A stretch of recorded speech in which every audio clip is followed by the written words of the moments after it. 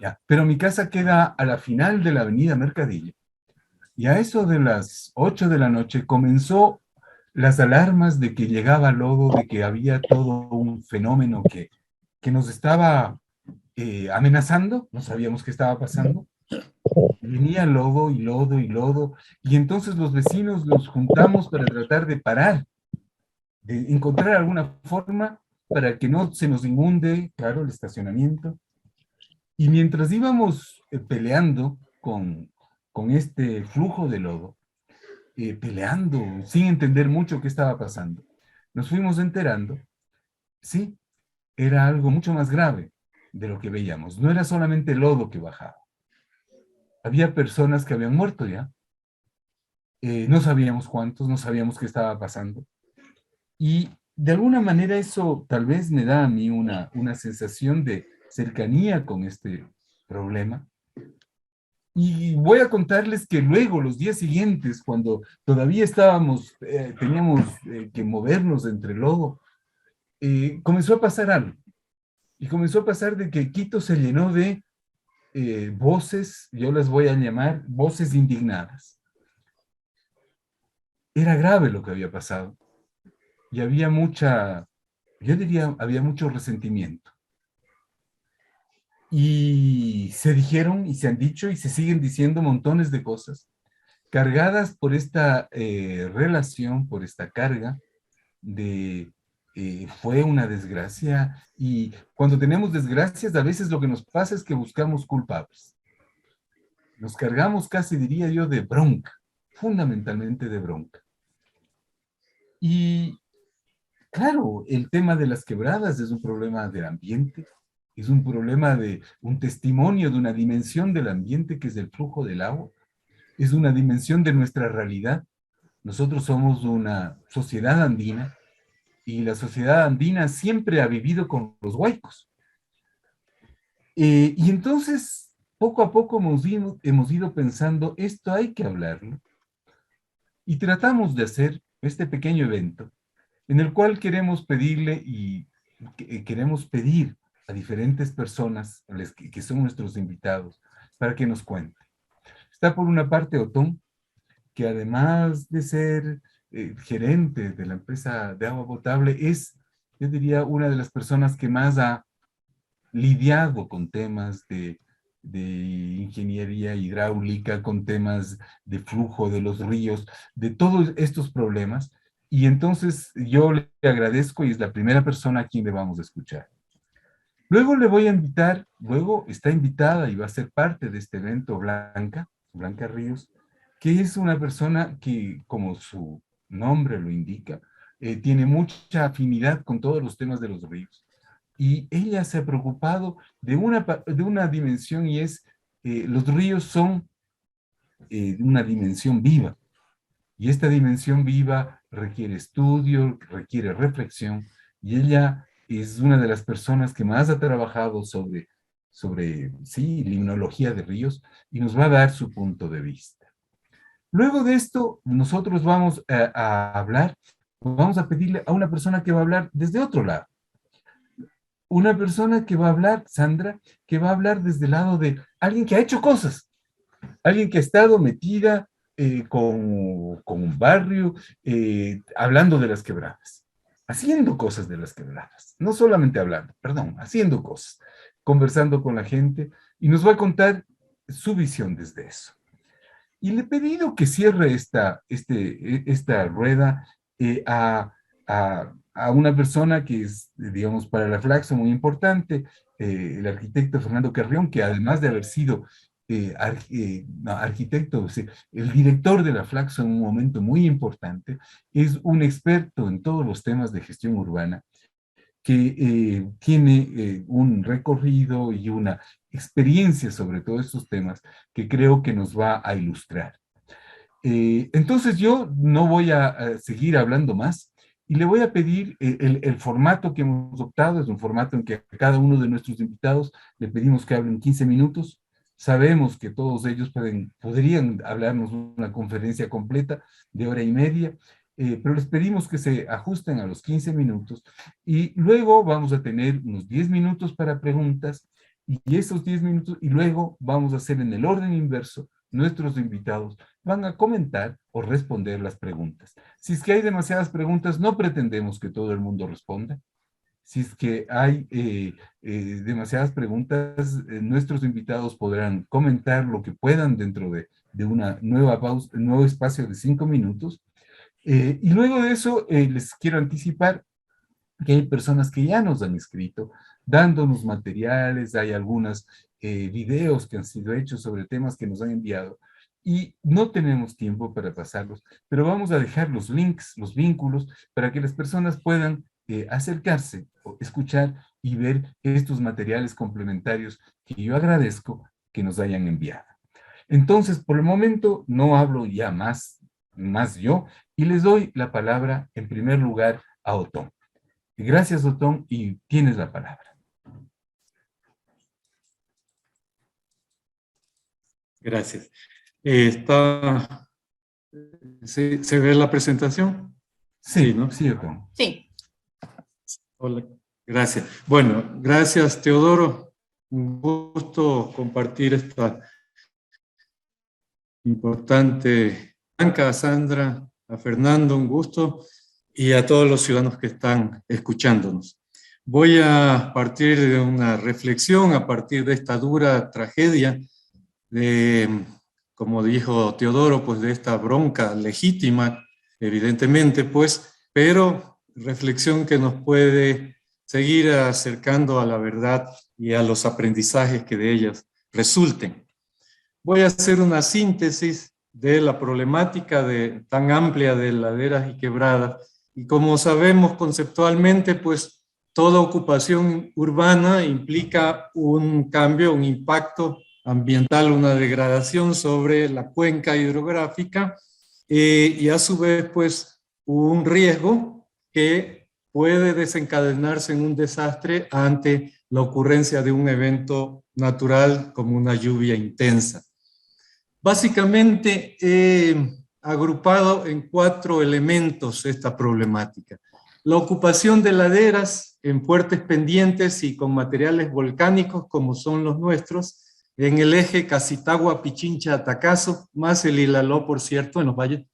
Las viviendas en bordes de quebradas y ríos, la erosión del lecho y desestabilización de taludes, como las quebradas de carretas, los problemas que ocurren en el río Monje, etcétera, y la contaminación de quebradas y ríos. Esta grave problemática, pues, con distintos tipos de afectación y de condiciones que generan riesgo de colapsos de vivienda, de deslizamientos, basuras, etcétera, afectaciones a la salud, deterioro ambiental. Y pues ante eso, un poco la respuesta o las propuestas es qué se ha hecho, qué se hace o qué hay que hacer. Evidentemente en el tema pues de ocupación de laderas y toda la generación de situaciones de riesgo que conlleva pues el manejo de las cuencas hidrográficas y la gestión de los riesgos de cada uno de los tipos de riesgo es la estrategia, pues la salida adecuada. Sin embargo, creo que en el fondo yo propongo una solución factible, inmediata, que de hecho ha venido trabajándose, y una que es la ideal, ¿no? Entonces, la ideal en este caso es la expropiación gradual y progresiva y completa de todas las laderas, 10, 12 mil hectáreas para convertirlas en un parque natural a lo largo de este eje, principalmente de Pichincha-Atacazo. Luego, en el tema pues, de las viviendas de borde, ahí corresponde pues, la gestión de riesgo por tramos y caso por caso, y con reasentamientos en caso de riesgo no mitigable. La prohibición de la ocupación, la solución radical sería la prohibición de ocupación de franja de borde en 15 metros. Ojo que actualmente hay la prohibición de construir, pero sigue siendo propiedad privada. Lo que se propone es que no haya propiedad privada en los bordes de quebradas, sino que sea franjas de protección, áreas verdes y o parques lineales. Es una medida bastante radical, pero evidentemente es una solución definitiva.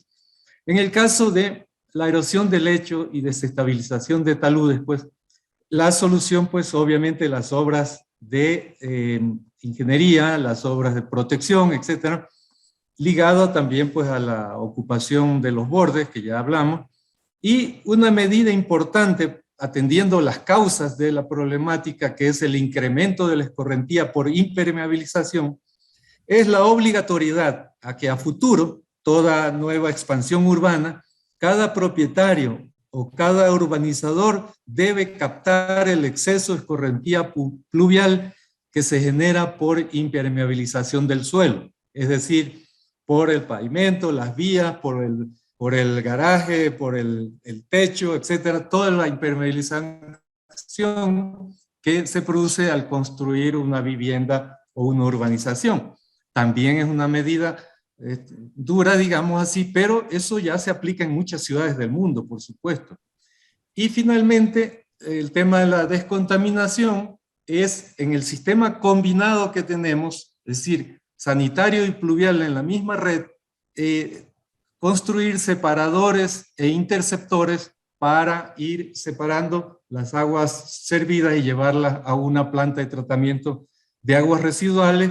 Y a futuro la construcción, de hecho, ya se ha dispuesto en la empresa esa política de nunca más construir sistemas combinados, sino que, además cumpliendo la ley, construir sistemas separados de sanitarios, redes sanitarias y aparte redes pluviales.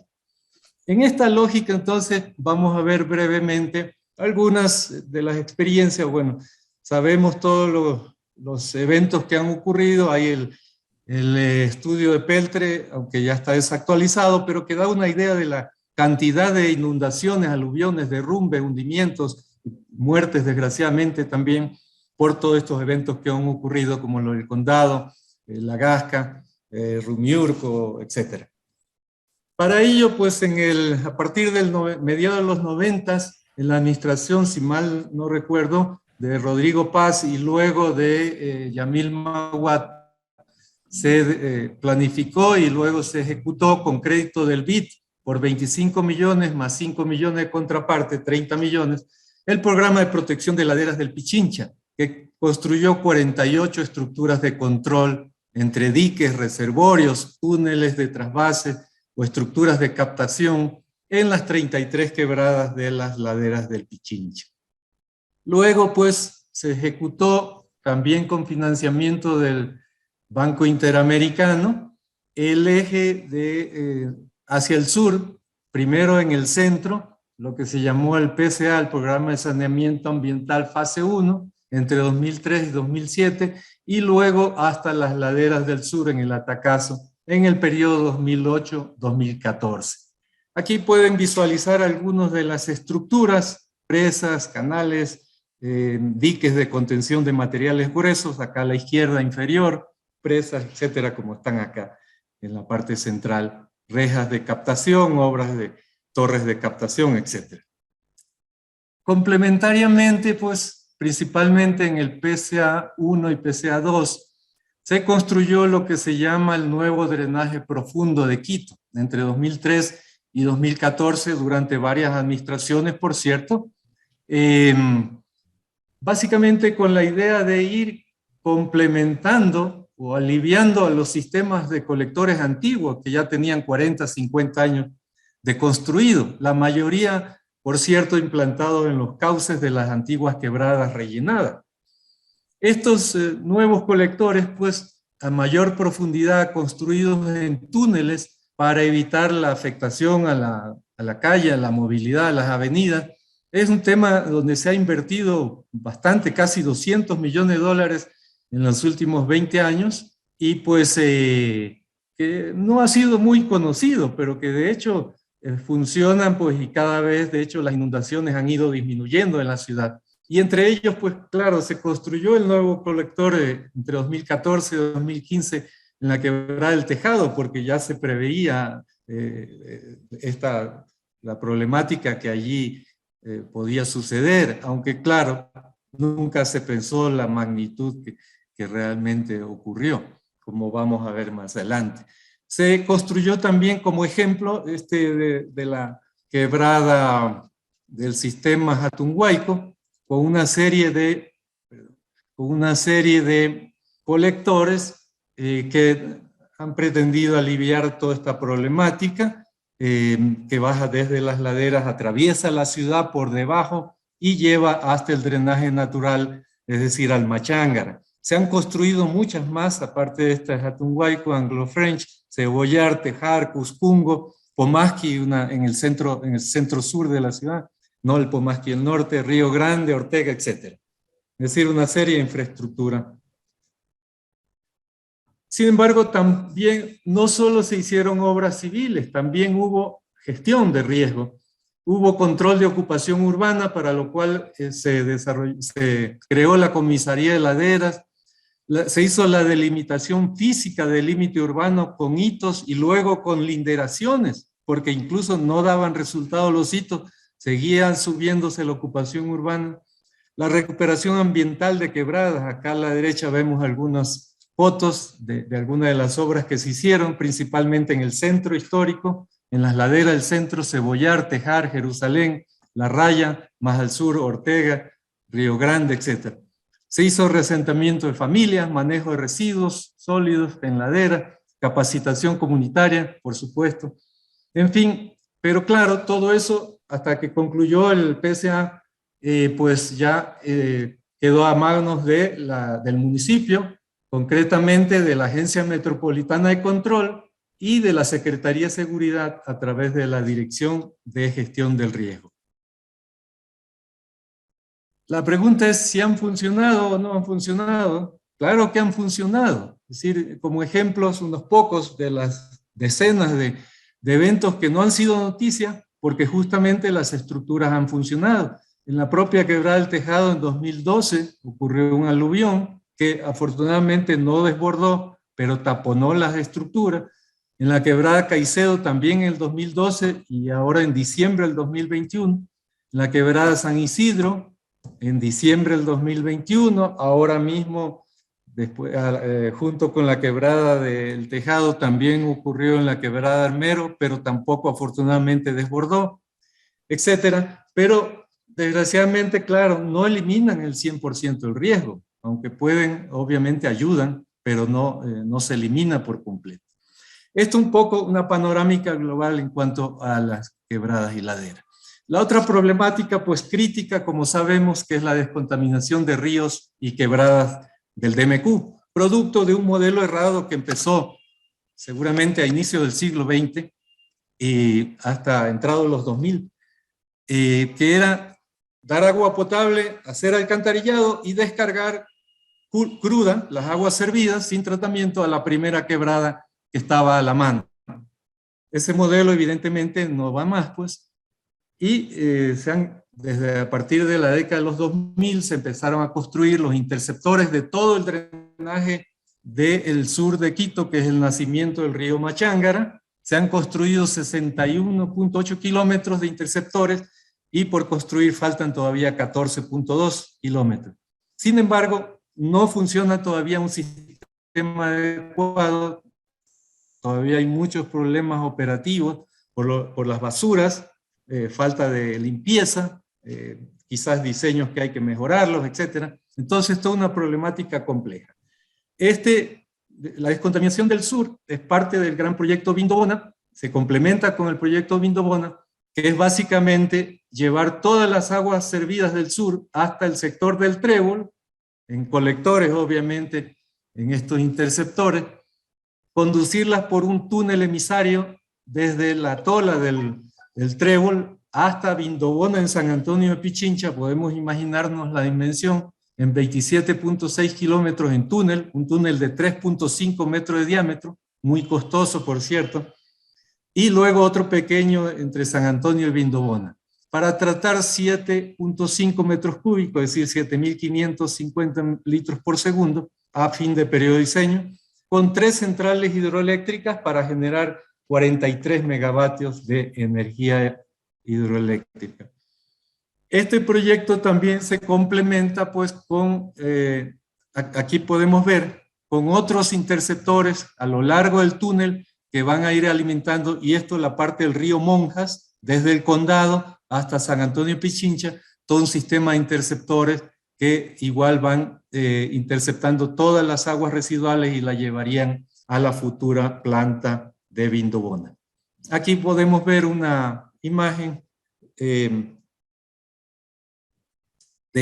a la izquierda, pues ven la población de San Antonio, la parroquia de San Antonio Pichincha, y a la derecha está en la hacienda Vindobona, justamente, donde iría implantada en una extensión de alrededor de 60 hectáreas, para tener una idea, unos 80 campos de fútbol. Ese es el tamaño, la magnitud de esta infraestructura que se necesita. Por eso a veces escucho que no se ha hecho la descontaminación por ineptitud o lo que sea, cuando ustedes pueden comprender que es un problema muy complejo técnicamente y demanda muchísimos recursos, por supuesto. La descontaminación del valle de Tumbaco, Cumbayá, también ya se ha construido aproximadamente un 50% de todo el esquema de intercepción. Hemos conseguido una cooperación no reembolsable, $800,000 para los diseños definitivos del emisario de la Viña y de la PETAR, la planta de tratamiento de aguas residuales, que estaría junto a la quebrada del Payaso, cerca de la confluencia del San Pedro con el Machangar. Trataría 500 litros, descontaminaría 14 quebradas, los dos ríos importantes, San Pedro y Chiche, con una inversión aproximadamente de 80 millones. Adicionalmente se requieren otras plantas menores en Checa, en Pifo, en Guayabamba. La de Checa ya tiene financiamiento, ya vamos a ejecutar los diseños definitivos. Y la descontaminación del Valle de los Chillos, allí todavía está mucho por hacer, apenas se ha hecho 15 kilómetros y hay que hacer 112. Se descontaminaría Maguaño, Conocoto, Alangasí, Huancopolo, con una PETAR en Lumbicí de 1000 litros por segundo, con una inversión de aproximadamente $140 millones, más otra planta pequeña en la Merced. Como ven, es una problemática amplia, compleja en todo el distrito, ¿no? Como resumen, la inversión de los túneles, 300 millones, la EDAR o la PETAR, 400 millones, las centrales, 90 millones, total 790 millones aproximadamente, más otros costos, IVA, supervisión, financiamiento, 293 millones, total 1.085 millones. Sumando todos los proyectos, estimamos en 1.500 millones las necesidades de financiamiento para lograr la descontaminación completa del distrito metropolitano de Quito. Por último, la última parte es rápidamente, para concluir, el fenómeno natural de la quebrada del Tejado del 31 de enero, pero aclaro que solo se analiza la amenaza que se convirtió en el fenómeno natural del 31 de enero. Solo como aspecto importante, ustedes en esta imagen que la tomamos con Hugo Yepes en un vuelo que hicimos, pueden ver muy claramente arriba pues en el nacimiento de la quebrada en Cruz Loma. En la parte superior, no sé si se ve el cursor, creo que sí, hasta la cota 3650 está perfectamente el cauce vegetado, es decir, podemos estimar razonablemente que la aluvión empezó a esta altura. Se puede observar incluso muy claramente la vegetación de páramo arriba, acá la vegetación arbustiva, y ya no sale en la foto la parte inferior de la cuenca, que es vegetación de eucaliptos, árboles de eucalipto, y a la margen izquierda que está la comuna, y en la margen derecha que está el teleférico.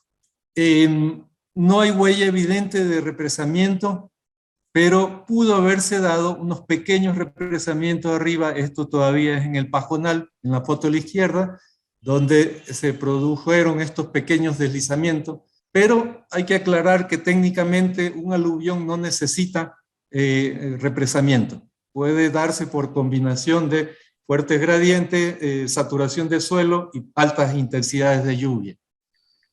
La pregunta siempre que nos hacen es: ¿de dónde salió tanto material? Entonces, en estas fotos creo que es muy evidente, aquí miren a la izquierda en la primera foto adelante, el flujo chocó contra este estrato duro, rocoso, y generó este deslizamiento. Lo mismo en este otro, de la foto de la derecha, y esta foto inferior es una imagen totalmente vista desde arriba.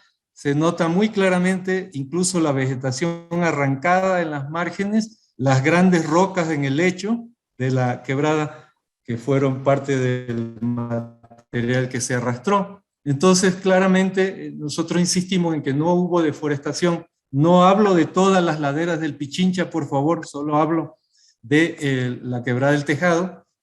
Y esta era la situación de la captación de la quebrada, es decir, se hicieron inspecciones en septiembre y diciembre con pequeñas vegetaciones, un poquito de sedimento, pero que las quebradas estaban totalmente operativas, los reservorios y las estructuras de captación.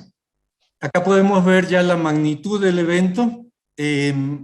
Nótese en la imagen superior izquierda el tamaño del depósito frente al tamaño de la maquinaria. Acá en más detalle en la siguiente foto inferior, el tamaño de las piedras enormes. Y a la derecha, una persona parada con la mano en alto no alcanza a la altura de la roca. Son rocas de 7, 8 toneladas. Entonces es evidente que no se puede afirmar que porque MAPS no limpió la hierba o no recogió la basura sucedió esto. Definitivamente fue un fenómeno de una magnitud extraordinaria. Finalmente, las tres últimas láminas, esto es una vista de la quebrada, se hizo ya la modelación hidrológica. Está arriba en la parte superior de la derecha está el pluviograma de lluvias, pues. Abajo está el hidrograma generado, de hecho hubieron dos picos, sin embargo es el segundo el que genera el aluvión, entonces podemos hablar de una lluvia preparatoria de las horas y días previos y una lluvia desencadenante que fue a partir de las 15:30 hasta las 18:05 que se produjo este lamentable evento. Hemos también estimado la cantidad de agua y de sólidos en 15.000 metros cúbicos de agua y a través de cuantificamos toda la cantidad de volquetas que se evacuaron y sale 21.220 metros cúbicos. Hemos comparado con el informe de la Universidad Central, son 23.000 metros cúbicos, estamos bastante cercanos, y la concentración pues 58.4% de sólidos respecto al total, al volumen total. El caudal de agua que hidrológicamente es de 2.7 metros cúbicos pasó a ser de 70 prácticamente, y el volumen del aluvión fue 8 veces el volumen del reservorio que estaba construido para recibir estos eventos, ¿no?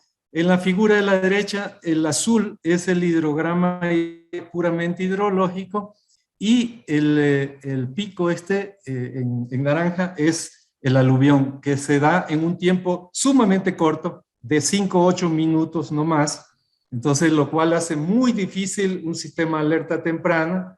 Claro que si lo habría existido, se podrían haber salvado vidas, porque aunque sea muy corto el tiempo, pues con una sirena, con un sistema redundante que con instrumentación se podía hacer una alerta, pero lastimosamente Quito no dispone de ese sistema. Finalmente, los sólidos, 58.4%, básicamente tierra, material fino, un 30%, son valores estimados. Piedras, rocas, en un 16%, material vegetal 12% y basura un 0.4%. Termino con esto. Muchas gracias a ustedes. Te voy a cambiar, te cambio de orden. ¿Quieres ser el siguiente? ¿Aló? Bueno, ya. A ver, quiero comentarles algo. ¿Sí me están oyendo? Ya. Me acaba de comunicar Fernando Carrión, de que él tiene un problema de otro tiempo, de otra obligación. Y bueno, Otón, yo te quiero agradecer, tú nos has dado una presentación más extensa.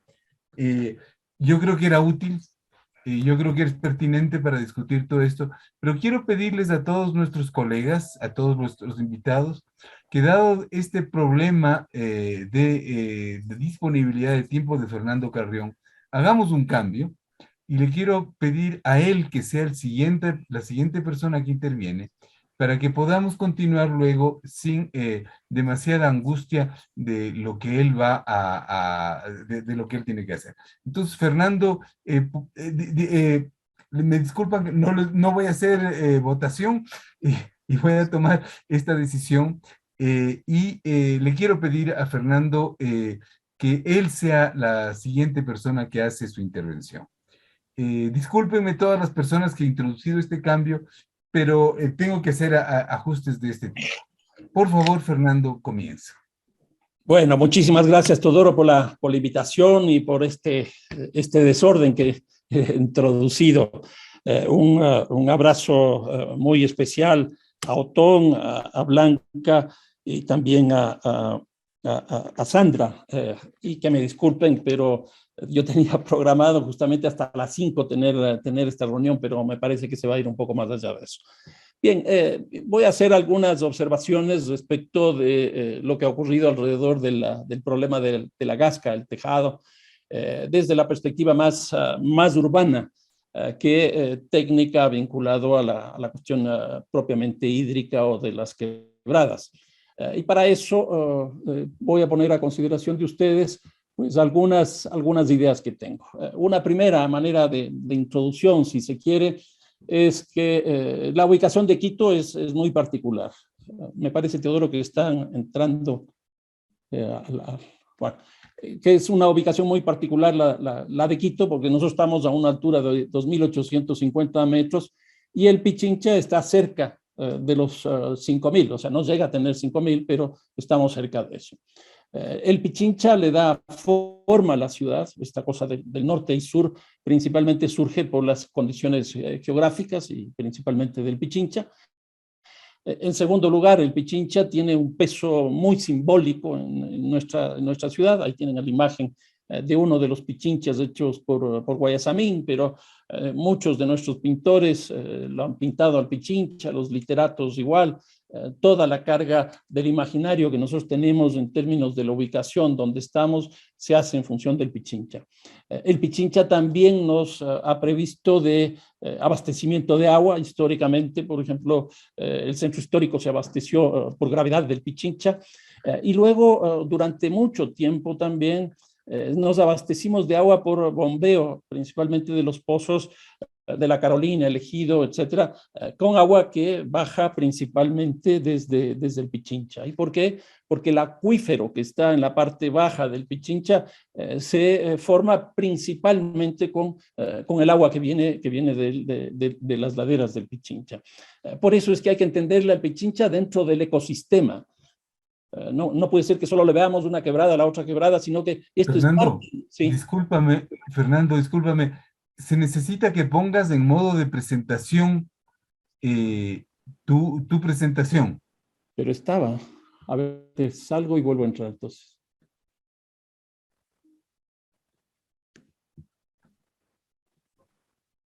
Ahí está.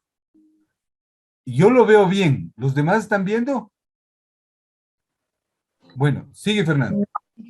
Bien, entonces hay que ver la Pichincha dentro del ecosistema. No puede ser visto una quebrada, otra quebrada y tal, sino la totalidad. Por eso es lo que estoy señalando, que el agua que baja, que nos abastece, también nos permite tener pozos, y no solo eso, sino teníamos incluso lagos dentro de la ciudad.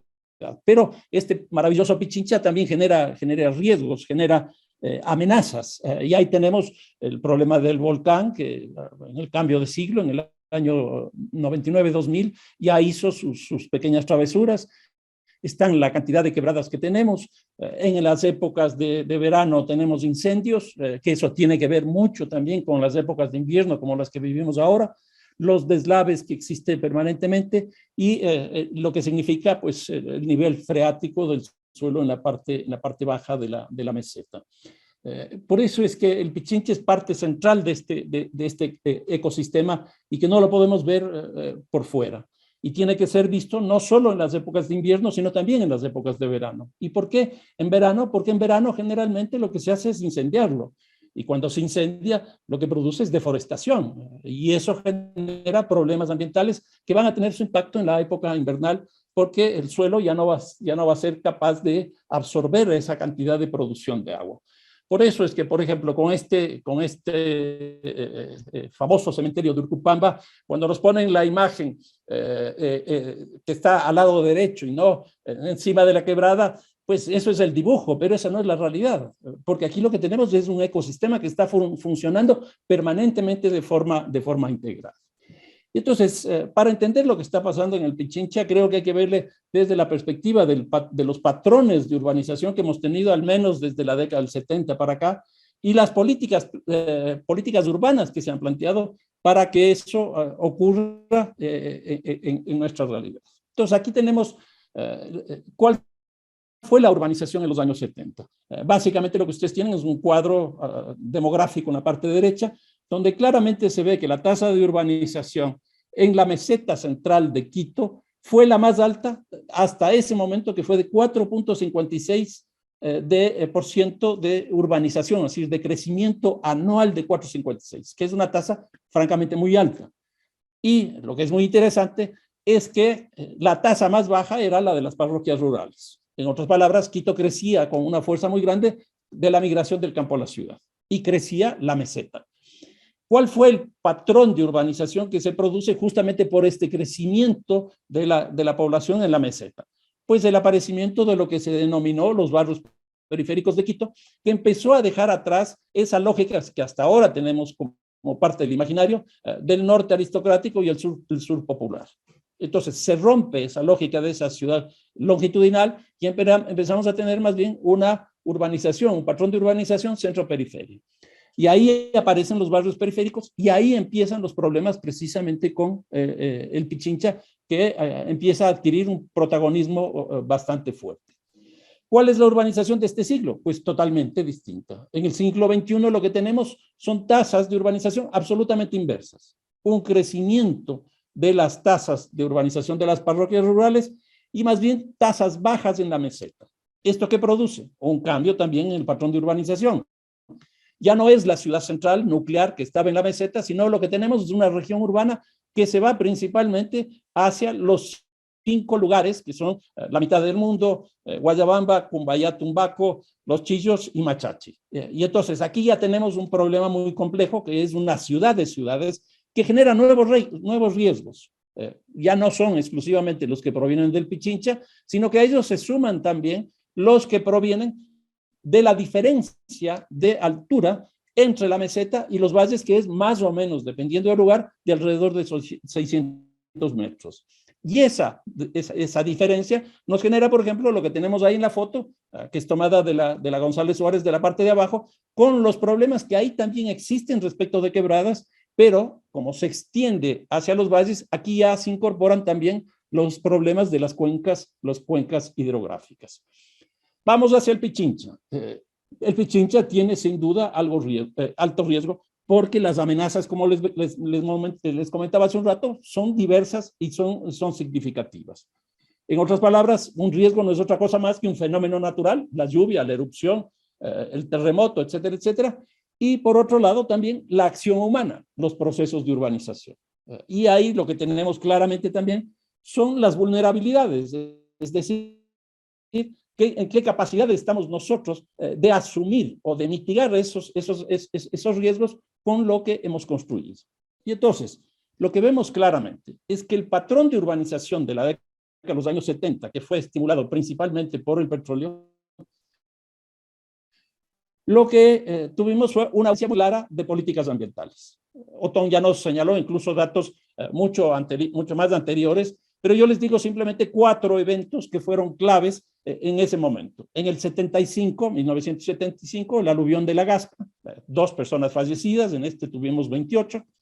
Un aluvión en el sur en el año 83 y en el año 86 tuvimos 2 importantes. Uno en el Quito Tenis, que llegó hasta el aeropuerto y lo paralizó, y otro en Cotocollá. Como consecuencia de eso, en la administración de Rodrigo Paz, se elabora en 1990 el Plan Laderas del Pichincha con un crédito del BID en los términos también que Otón nos señalaba. En esa época, 1990, Quito tenía un poco más de 1 millón de habitantes. Hoy día tenemos cerca de 3 millones de habitantes. Es decir, la ciudad que había en ese momento era la tercera parte de lo que es hoy día en términos de población. Hay un estudio del Banco Interamericano de Desarrollo que dice que por cada persona que se aumenta en una ciudad, pues se multiplica por 4 la parte territorial. Entonces, en ese momento se construye el Plan Laderas del Pichincha, que tenía como objetivo principal trabajar en 35 quebradas, que esas eran las quebradas que habían en ese momento. Y en el año 95, en la época ya de Yamil Maguad, se construye justamente la quebrada que produce todo el fenómeno de la Gasca. ¿Qué es lo que pasa? Desde el 95 para acá no habíamos tenido nada, 27 años. Eso quiere decir que históricamente este plan Laderas del Pichincha dio los resultados que se quería y logró que durante 27 años no se produzca esto. En otras palabras, se empezó este proyecto con Rodrigo Paz, continuó con Yamil Maguad y siguió Paco Moncayo, que amplía el proyecto principalmente a más quebradas y a mejores propuestas, porque si el proyecto inicial era en el 90, Paco Moncayo fue alcalde en el año 2000 hasta el 2009, es decir, casi 9 años. Son 16, a ver, son 8, 17 años. Y entonces, obviamente, había una tecnología mucho mejor. ¿Qué es lo que ocurre en la actualidad? Yo creo que no se puede explicar exclusivamente el problema que vivimos en la Gasca por el aumento del caudal. Y en esto me diferencio de lo que está planteando Otón, si bien fue un incremento sustancial, sin duda, porque los riesgos son amenazas que tienen la naturaleza, pero la vulnerabilidad es lo que hacemos o dejamos de hacer. Y yo creo que esa vulnerabilidad no se hizo durante mucho tiempo lo que se debía hacer. En otras palabras, sí se pudo prevenir eso. ¿Por qué? Porque ya veníamos viviendo el cambio climático y ya se estableció un incremento de un 13% en los últimos 2 años de las lluvias. Es decir, ya se sentía eso. Si eso ocurría, lo que había que hacer son otro tipo de propuestas, otro tipo de reservorios, otro tipo de actividades en el propio Pichincha. No se hizo, o se hizo de manera muy limitada. Y aquí hay un problema muy claro, sobre todo desde que empezó la producción del metro, que yo sostengo que hay una metrodependencia impresionante en términos del presupuesto del municipio. Si ustedes ven el presupuesto del municipio que aprobó este consejo municipal, que yo creo que es uno de los más malos que ha tenido la ciudad de Quito, el presupuesto para el tema ambiental es de 0.89%. Ni siquiera llega al 1% del presupuesto, que el presupuesto de este año es 831 millones de dólares. En esas condiciones, ¿qué se puede hacer? Que la empresa de agua potable y alcantarillado, la empresa municipal, tiene recursos, sí, porque es la única empresa de las 12 que tiene autofinanciamiento y que puede y tiene que trabajar en este ámbito. Pero ahí tenemos una cuestión explícita. Lo que nos está diciendo el municipio es que el tema ambiental no es un tema fundamental. No llega al 1% del presupuesto para este año. Y aquí viene un problema también grave respecto del propio Pichincha y de la metrodependencia. ¿Qué es lo que ocurre con lo que hablábamos hace un momento del nivel freático del suelo que tiene Quito por el agua, la escorrentía del agua que viene del Pichincha? Es el gran problema de Solanda con el metro. Ya está estudiado eso bajo múltiples formas, que la construcción del metro produjo los grandes problemas que este rato tenemos en Solanda. Eso es un problema de vulnerabilidad que no asumió lo que significa la amenaza de la construcción, en este caso, de las acciones humanas, la amenaza de lo que significa el metro. Ese es un tema muy complejo. Y finalmente, con esto termino, creo que uno de los grandes problemas que se ha visualizado con lo que pasó en la Gasca es que la crisis del municipio es muy aguda. El Consejo Municipal ha estado fuera de la ciudad. El Consejo Municipal ha estado trabajando otras temáticas y de pronto se encontraron con esto. Porque estaban, en unos casos, aprobando barrios. Incluso hay un concejal que en la época del COVID pedía que no se trate el COVID para que se apruebe la legalización de barrios justamente en el Pichinche. Y aquí también tenemos algo que a mí me parece que es muy complicado, es el plan de uso y gestión del suelo, el famoso PUCS, que da la posibilidad de que Urcupamba legalmente esté ahí en esa zona. ¿Por qué? Porque no se hizo estudios de mitigación de riesgos, problemas de riesgos, etcétera, por parte del plan de uso y gestión del suelo. En otras palabras, yo creo que lo que pasó en La Gasca sí se pudo prevenir si es que desde hace algunos años, no solo en esta administración, sino desde hace algunos años y de otras administraciones, se hacían las cosas que se debían hacer y no las que terminaron haciendo. Eso es lo que tenía que comentarte, Teodoro. Muchísimas gracias. Bueno, gracias, Fernando. Vemos un poco que, digamos, vamos viendo visiones de qué es lo que está sucediendo, de los problemas, de las causas. Fernando, yo te quiero agradecer. No sé cuánto tiempo más vas a estar con nosotros, pero yo quiero pedirle ahora a Blanca que ella nos haga la presentación que ella había preparado. Blanca, por favor, ¿puedes comenzar? Sí, solo confirmar que se ve mi pantalla. Sí. Sí. Ya. Bueno, buenas tardes con todos. Gracias por la invitación. Un poco les voy a contar aquí lo que hemos estudiado de los ríos y quebradas de Quito. Y un poco espero poder enriquecer la discusión con estos aspectos. Quería empezar por aquí, ¿no es cierto? Somos una ciudad andina. El agua en los ecosistemas andinos está muy influenciada por las quebradas y las quebradas que forman los ríos. Y somos estamos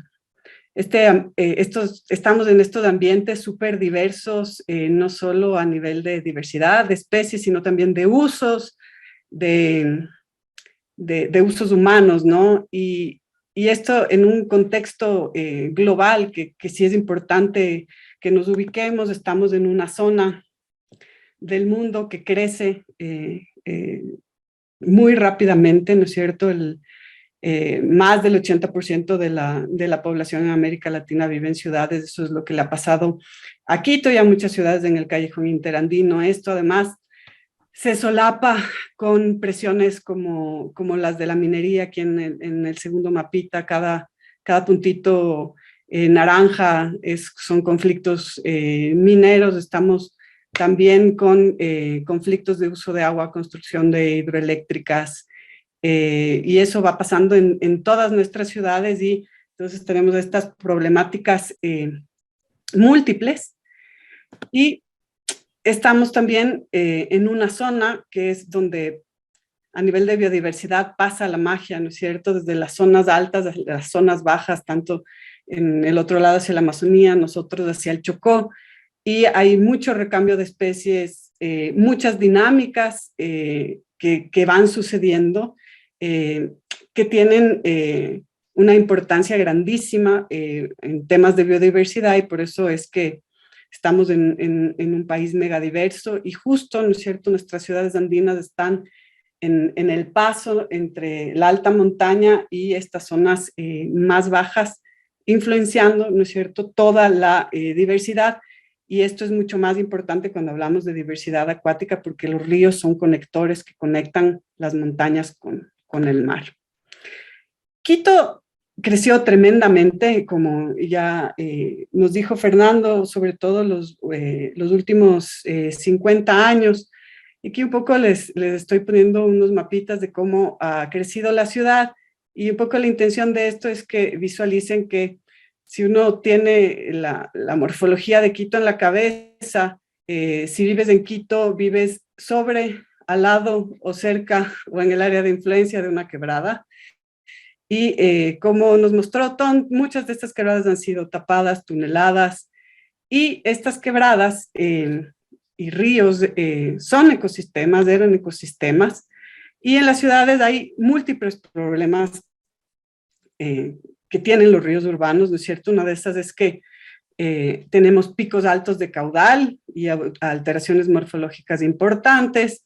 Estos picos, por las aguas lluvias, por las zonas impermeables, hacen que los canales se erosionen, colapsen las laderas, ¿no es cierto?, los bancos de las quebradas. Esto ya sabemos que genera un montón de impactos. Tenemos, por ejemplo, los vecinos de la quebrada Carretas y del río Monjas perdiendo su patrimonio debido a esto.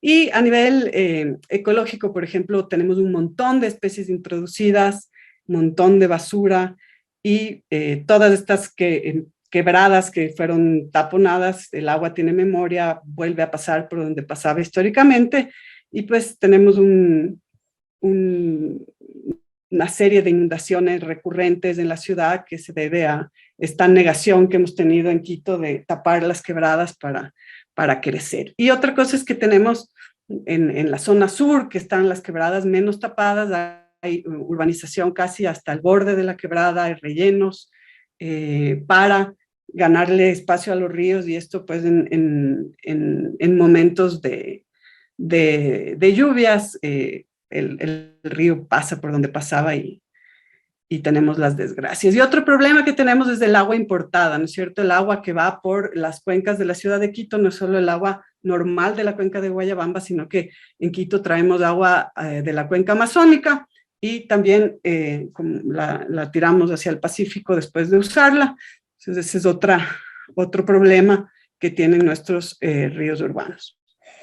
Nosotros encontramos en nuestros estudios que la pérdida de diversidad de insectos acuáticos, que es en lo que se enfoca la mayor parte de mi investigación, es que el porcentaje de uso urbano en el área de drenaje de cada cuenca explica la caída de la diversidad en todos los casos, y porcentajes tan pequeños como 5% de urbanización en la cuenca ya generan pérdidas importantes de diversidad, y vemos que eso está altamente correlacionado con indicadores de presencia de aguas servidas, como son los adenovirus humanos, que les usamos como proxy a la presencia de aguas servidas, y vemos como toda la comunidad de invertebrados acuáticos cambia tremendamente. Tenemos en los ríos urbanos de la ciudad de Quito máximo 5 especies de invertebrados, cuando en ríos de altitud similar de las zonas aledañas podemos tener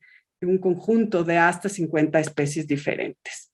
Entonces aquí les muestro un mapita de algunos de nuestros sitios de estudio. Estos, la Quebrada Ortega, el Machángara, el Monjas aquí, y aquí tenemos el Pita, ¿no es cierto? Y tenemos algunas quebradas, el mismo Pita y algunos otros ríos cerca de la zona de Pinta que están en mejor estado.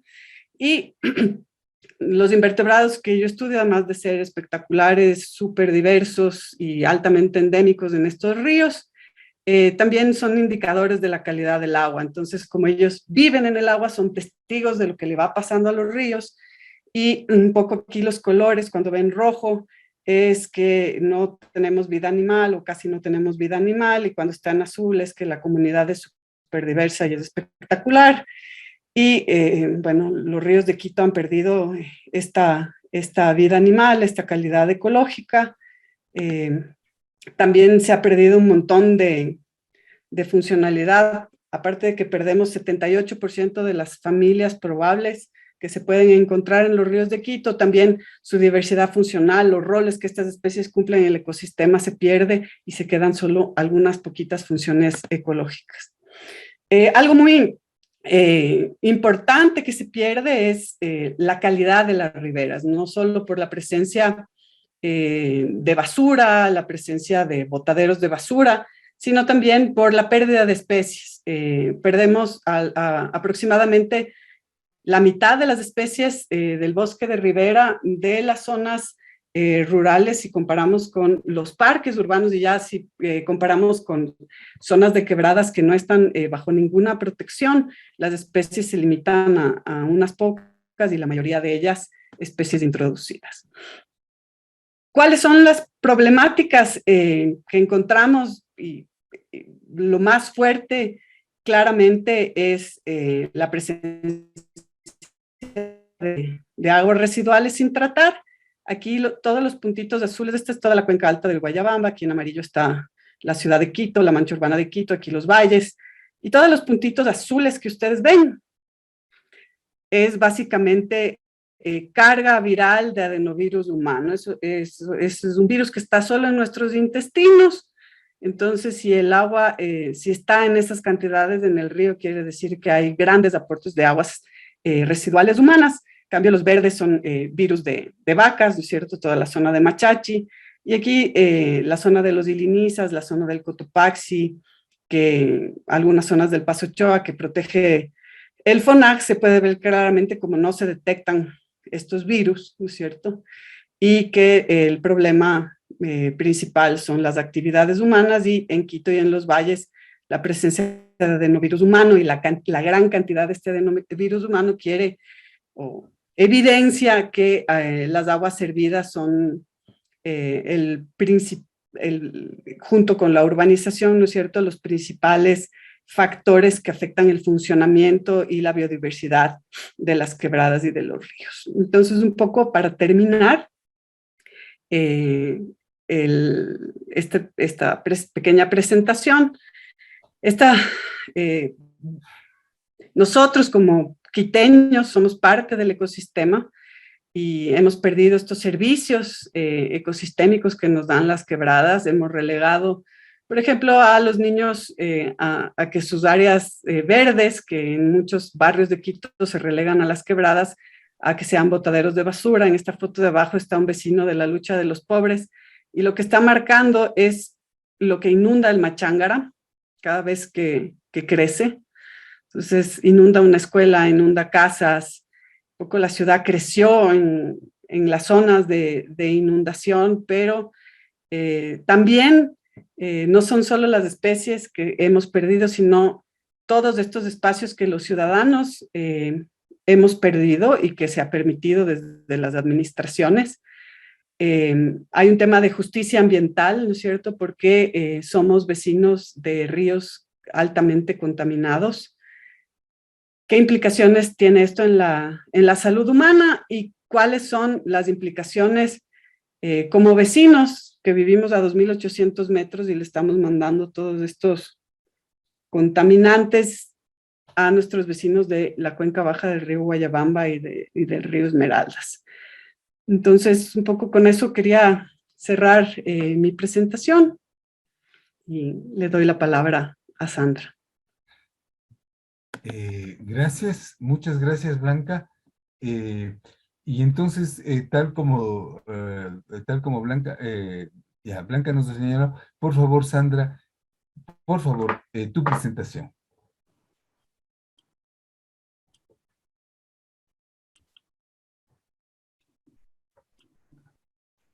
Quiero comprobar si se ve la presentación. Sí, se ve. Ok. Sí. Con todos, gracias por esta invitación. Saludar a Blanca, a Carolina, a Otón, a Fernando y por supuesto a Teodoro, y a quienes están en este momento compartiendo desde cada uno de sus espacios esta importante conferencia, diría yo, esta importante reunión, sesión, para analizar desde varios puntos de vista lo que significa y el problema que tenemos ahora en las quebradas de Quito. Para mí es una realidad, y es una nueva realidad. Ya lo decían desde cuántos años hacia atrás, cómo ha ido creciendo la ciudad y lo que ha sucedido en el tema de aluviones y la preocupación que tenemos la ciudadanía en cuanto a lo que significa las quebradas. Ahora estamos en una ciudad enclavada en la cordillera y por tanto la geografía mismo es justamente, somos vecinos, como decía nuestra compañera, quienes vivimos en las quebradas, al lado de las quebradas, cerca de una quebrada. Pues les voy a compartir esta experiencia de la quebrada Ortega. Aquí hay dos fotografías, como pueden ver. En el año 2000 está una fotografía y en el año 2020 es desde el mismo lugar tomada, pero obviamente con algunas diferencias, ¿no? Entonces, ¿quién lo trabajó? ¿Quién lo propuso? Lo propuso el proyecto cooperativo Solidaridad Quitumbe, que lo lleva adelante la cooperativa de vivienda Alianza Solidaria. Este es un proyecto trabajado desde la fórmula cooperativa en el sur de Quito. 4 ejes nosotros hemos planteado. La persona que nos enamoró la que nos planteó el no relleno de quebradas, a pesar de que ya estaba, como decía Fernando, desde 1990, se hizo la propuesta, en este caso de la ciudad Quitumbe, de dejar también incluso las quebradas abiertas. Pero como sabemos, no solamente lo que está escrito, sino especialmente lo que se acciona, lo que se respeta, lo que se trabaja. Y esa fue la voluntad que nos planteó nuestro líder, Fabián Melo, que lamentablemente ya no está con nosotros, que el COVID también fue una víctima de esta pandemia, pero queda la lección. Trabajamos desde la Cooperativa Alianza Solidaria en 4 ejes, en el hábitat, el espacio público, la producción comunitaria y la vivienda social. Como dice el título, Cooperativa de Vivienda Alianza Solidaria, nosotros trabajamos especialmente la vivienda social, la vivienda cooperativa. Sin embargo, creemos que no solamente se soluciona teniendo las paredes de la casa, sino es con qué comunidad yo me voy a relacionar, quiénes van a ser mis vecinos. Por tanto, es también fundamental trabajar en la producción comunitaria. Pero ya que llegamos y adquirimos un terreno y que estaba franqueada por 2 gigantescas quebradas como la Quebrada Ortega y la Quebrada del Carmen, aprovechamos esa oportunidad. Era un problema en ese momento, pero para nosotros fue una oportunidad y decíamos, bueno, si tenemos las quebradas, vamos a ver qué hacemos con ellas, menos rellenar, sino vamos a intervenir. En ese momento, realmente el municipio no tenía idea y no había intervención alguna en estos sectores, sino fue la decisión comunitaria, cooperativa, de hacer de ese lugar un lugar hermoso para vivir. Nosotros decimos la calidad del espacio público dice mucho de la calidad de personas que viven en el lugar. Entonces, esta es otra fotografía que quiero que ustedes miren. En el 2002, nosotros ya incluso habíamos lo que está atizado, no es que le marcamos, es la ciclovía, la primera ciclovía que nosotros logramos construir. Nosotros pensábamos en una caminería por el tema especialmente de salud y se fue transformando cada vez en este otro concepto. Y pues en el 2020 podemos ver que la ciudad sigue creciendo. Sin embargo, las quebradas, el Carmen, Ortega, Calicanto, Sansayacu, el Parque Las Cuadras están y ahora se convierten en un sistema. Entonces, definitivamente logramos que la comunidad, que nosotros que estamos apropiados desde el espacio y del cuidado de estos lugares que nos ha costado muchísimo a trabajar y recuperar y mantener a través de la minga, especialmente se queden así, abiertas. Entonces podemos ver que puede crecer la ciudad, sin embargo, las quebradas continúan. Además, tengo que decirles que hemos sembrado alrededor de 20,000 árboles en este tiempo, así que la renaturalización de las quebradas también está, pues intentamos no tocarlas, sino solamente en los espacios que sirven para la recreación de las personas. Creemos que hay algunos factores que han logrado que se sostenga esta idea, esta propuesta, que es precisamente el liderazgo, como yo les decía, de este compañero y muchas personas más que hemos estado al frente del trabajo comunitario, de sostener, porque incluso no se entiende a momentos, porque otro de los problemas que se genera en la ciudad y que está latente todos los días es el de seguridad. Y cuando llegaban los policías comunitarios decían, ¿y por qué no cortamos toda esta maleza? Nos asustábamos porque realmente para nosotros no es maleza, es esa riqueza que tienen las quebradas de la biodiversidad. Por tanto, obviamente le decíamos que no, que tenemos que tratarla de otra manera. La confianza en el proyecto, la participación de las familias, de niños, jóvenes, adultos, de las familias que íbamos a ser dueños de la casa que se estaba construyendo al lado en el terreno. Trabajamos siempre desde la autogestión. Creemos que esas políticas públicas que nacieron desde este accionar, como la prohibición de relleno de quebradas, como nombrar a las quebradas patrimonio natural paisajístico del distrito metropolitano, nace desde la autogestión, desde decir nosotros como comunidad somos capaces de plantear esas acciones de cómo queremos vivir. Y nosotros queríamos vivir en un lugar sano, hermoso, y convertir a las quebradas en nuestro patio grande, a través también de los valores de solidaridad y de esa búsqueda de un sueño común que inicialmente fue la casa propia. Y a través de procesos educativos, formativos, modificar la forma de pensar y de actuar. Y también, ¿por qué no decirlo?, de respetar las normas institucionales. Ya se decía que en la construcción hay un margen de quebradas de 15 metros.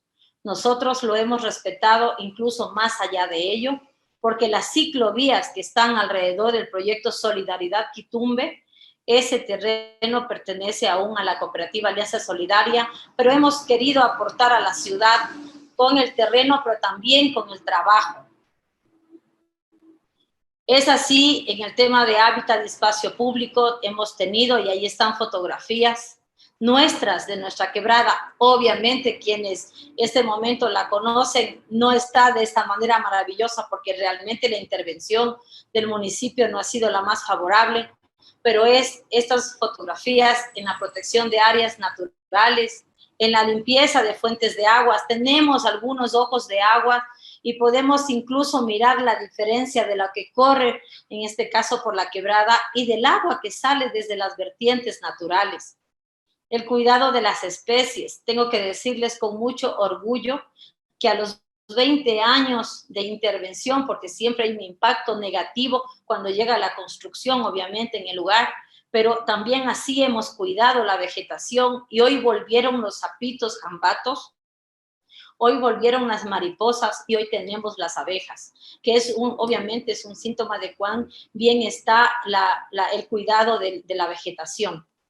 El cuidado de las aves y todo ello a través, obviamente, se une al corredor ambiental de lo que tenemos en Quitumbe. Yo suelo decir Quitumbe, la parroquia verde del distrito metropolitano, porque las quebradas que están abiertas, además conservadas, permite que haya ese corredor ambiental positivo para las especies.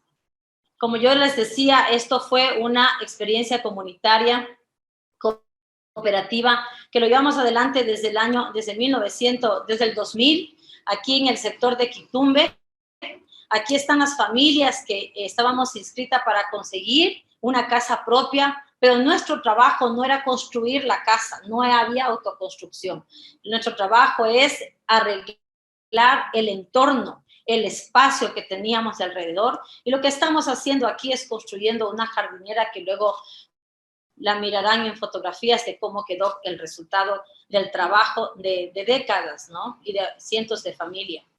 Y aquí estamos trabajando mientras al fondo se ve la construcción de la vivienda. Aquí estamos las familias trabajando. En primer término decíamos una caminera, porque después de los 40 años el médico nos manda a caminar para conservar la salud. Y decíamos, bueno, vamos a hacer una caminera y de paso con ello conservamos la quebrada porque era un espacio de botadero de basura a todo nivel, desde las familias inconscientes hasta la institución como el municipio mismo, donde votemos en lo más cercano. Entonces, eso nos permitió cuidar la quebrada, pero además ir diseñando desde nuestros intereses, nuestras necesidades, que quisiéramos que aquí pase. E incluso quien conoce y quien no conoce, les invito a conocer, es distinta la intervención de la quebrada Ortega en este tramo que las quebradas que ha intervenido el municipio, porque nosotros intervenimos de manera integral hasta el fondo. Tenemos senderos ecológicos, playas, los puentes, las fuentes de agua. Entonces, cada elemento para nosotros fue importante y fundamental hacerlo y conservarlo a través de este mecanismo como la minga, que todos conocemos lo valioso que es. Aquí seguimos desbancando para hacer la caminería, que ahora es la ciclovía. Desde las quebradas, desde el fondo, hemos sacado basura que ha venido donde llego ya te cuento. De los barrios altos. Estamos haciendo aquí incluso el primer puente, que vamos a ver cómo quedó. Esto es la playa que yo suelo decir. Ojalá algún día me acompañen y podamos inaugurar la primera playa y la toma de sol del Distrito Metropolitano, porque aquí en la Quebrada Ortega tenemos una especie hermosa y cuando el agua esté limpia, obviamente tranquilamente podemos tomar el sol como en cualquier playa de las ciudades europeas que conocemos. Seguimos, miren cómo va quedando la intervención. Además de ello, hemos tenido jornadas de siembra de árboles en las quebradas, en las laderas, para justamente sostener los taludes. Hemos encontrado espacios, antes eran haciendas utilizadas para el tema de la ganadería, entonces obviamente vegetación ahí no íbamos a encontrar. Hoy tenemos bosques que ya podemos decir tienen 15, 17, 18 años porque nosotros hicimos ese trabajo de arborización. Entonces la minga como la herramienta que funcionó para que, además, la clave era cómo nos apropiamos del lugar, del espacio, para que hasta el momento que usted va al barrio y le pregunta a alguien, obviamente va a decir, es mi quebrada, yo lo hice, porque obviamente participó en ella, ¿no?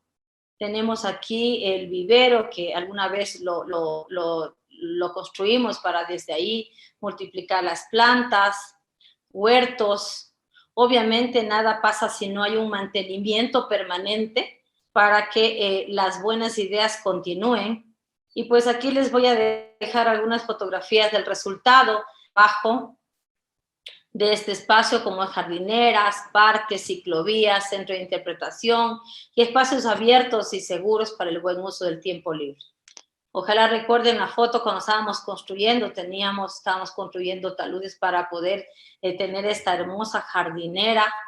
Cómo quedó la quebrada en la playa, obviamente cuando está cortada y mantenida la hierba, que este momento estamos solicitando hace algunos meses que nos acompañen porque es mucho el trabajo. La cooperativa ha pagado a una persona durante 20 años, lamentablemente se nos enfermó y este momento estamos pidiendo auxilio al municipio de Quito para que entre y obviamente se mantenga como lo hemos mantenido siempre a este tramo de la Quebrada Ortega, que ha sido un referente local, nacional e internacional de intervención comunitaria.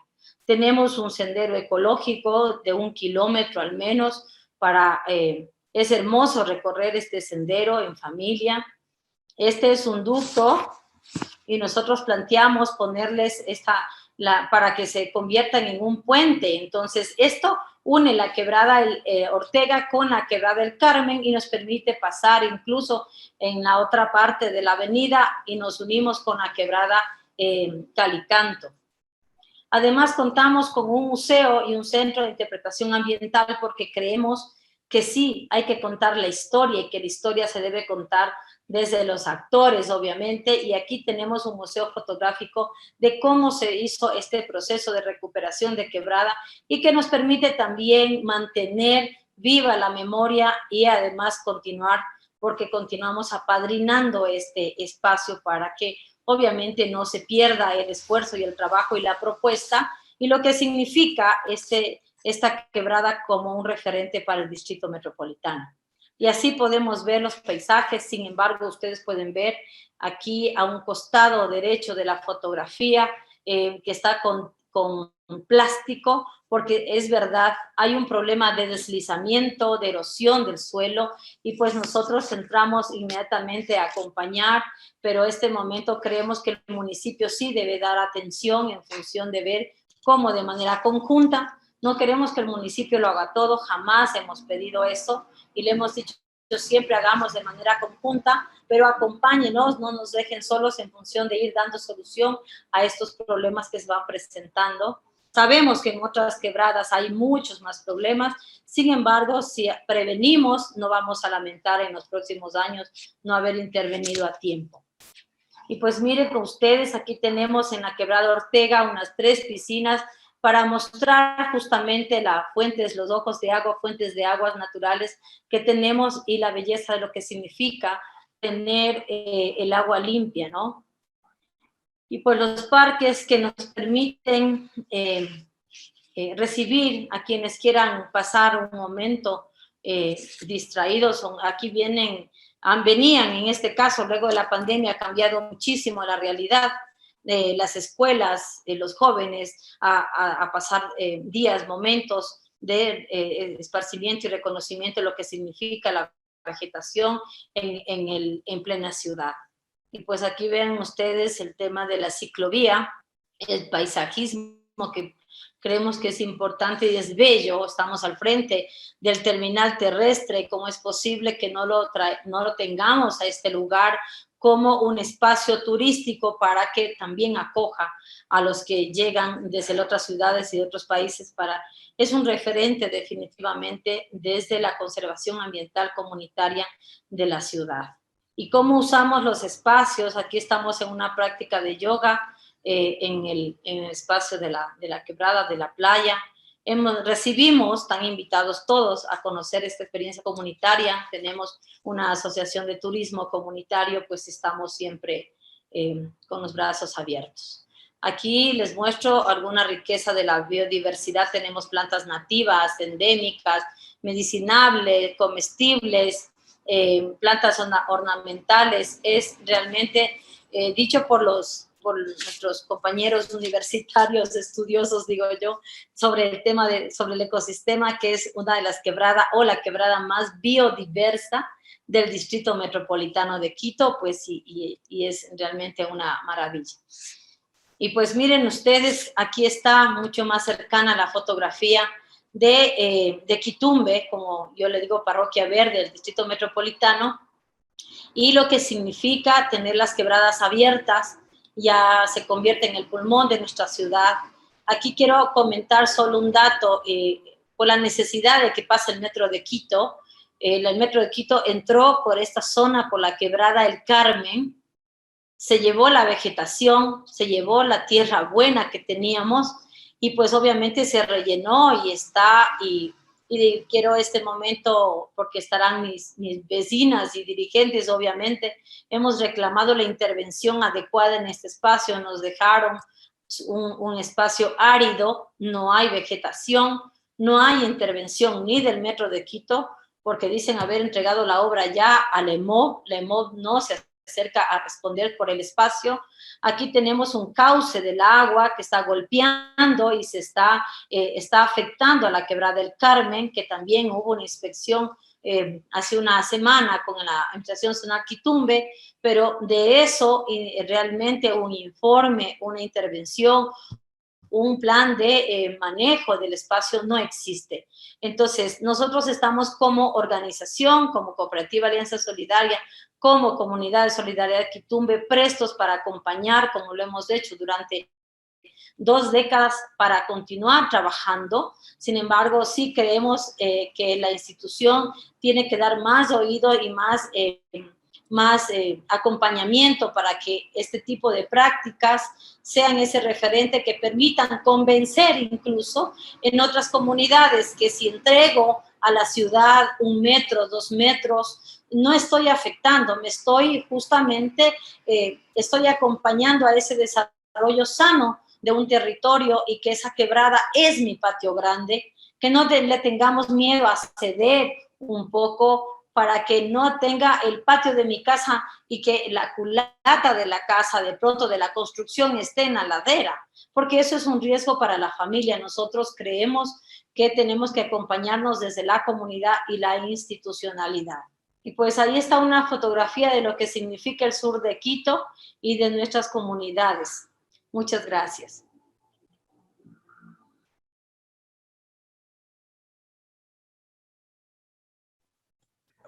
Muchas gracias. Espero que me estén escuchando. A ver, tenemos una situación, me parece que son 89, en este momento son 85 personas asistiendo, y tenemos previsto un pequeño espacio para que las personas puedan hacer preguntas. Les voy a pedir que hagan las preguntas a través del chat y luego de que se hayan enunciadas las preguntas, yo las voy a leer y vamos a dar la palabra nuevamente a nuestros ponentes para que nos comenten lo que pueden decir para aclararnos las preguntas o para complementar algo de lo que hemos discutido en esta ocasión. Entonces, por favor, Yo les pido a ver dónde está el chat.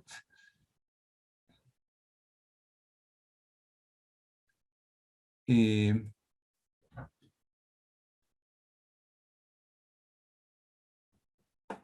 a ver, un ratito, por favor. No veo dónde está el chat.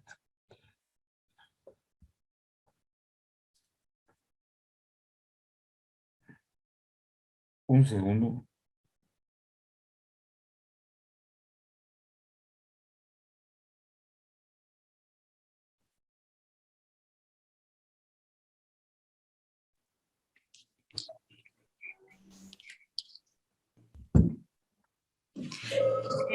Buenas tardes con todos y con todas. Vamos a dar paso a la lectura de algunos de los comentarios y también de algunas preguntas que están dentro del chat. Sí.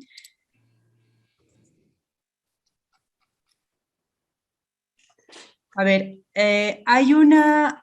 dice saludos de Fausto Patricio Endara, de Tecniview S.A., Ecuador.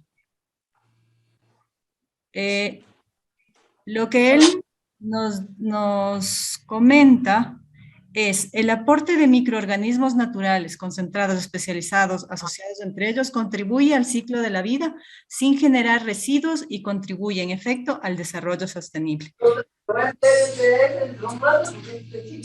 Y es que, miren, la persona que acabo de mencionar, ella nos puso un video en el chat, entonces todos tienen acceso al chat, podrían revisar ese video, eso es más o menos el comentario que él plantea, y también, déjenme ver, sí, ahí nos manda eso.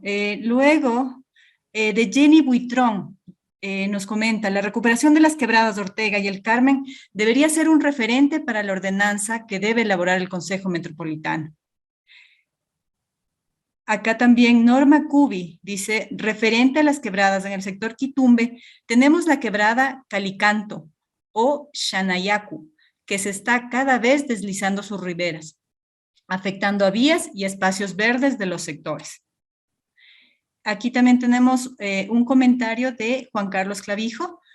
Nos pone, el 26 de noviembre de 2002, la Corporación Vida para Quito firmó un convenio.